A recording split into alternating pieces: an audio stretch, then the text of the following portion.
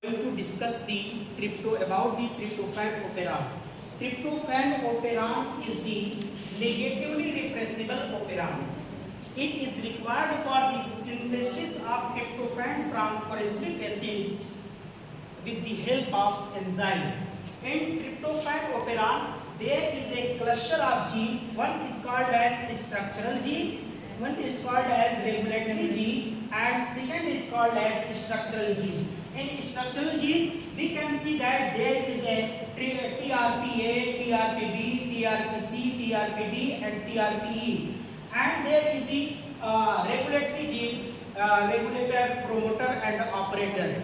The synthesis of tryptophan in cell is dependent upon the concentration of the tryptophan.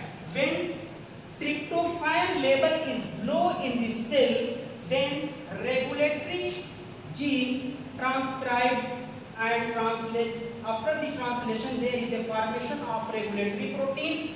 That regulatory protein is inactive. This is inactive and it cannot bind to the operator region. Hence, RNA polymerase bind to the operator region, and there is transcription of the structural gene. It forms the enzyme which can convert corticostearic acid into the tryptophan.